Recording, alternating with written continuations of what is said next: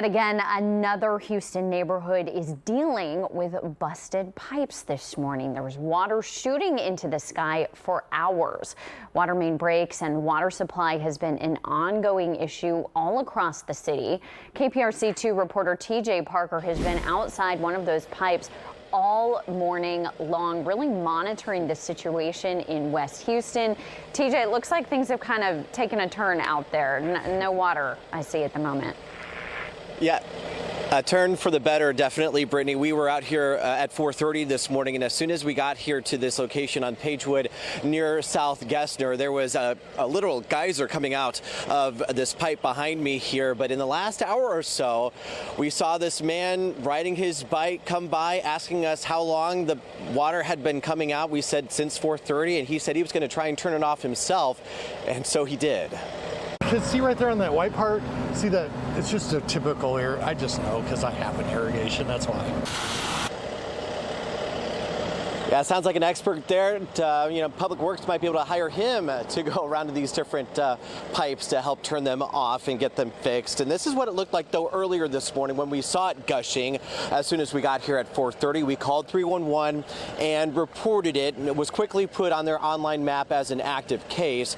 And, we have done extensive reporting throughout the summer on water main breaks and water supply issues across the city, with Public Works responding to hundreds of calls on a weekly basis.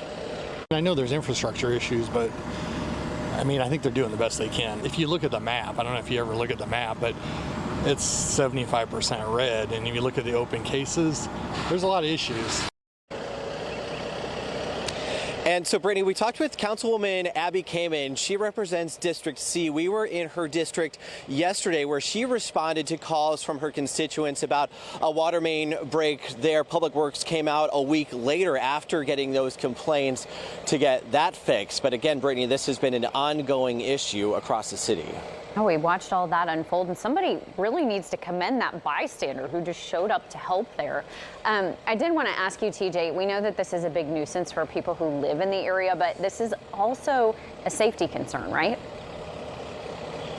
Well, absolutely. We were just at a scene last week of an abandoned warehouse that was on fire. And although it was abandoned, firefighters there said that the water supply was so low that they had to go blocks away to get water to put this fire out. Unfortunately, that was an abandoned warehouse. But talking to the firefighter union president, Marty Langton, he says this could have been a lot worse. So he also is asking for something to be done and something to be done soon.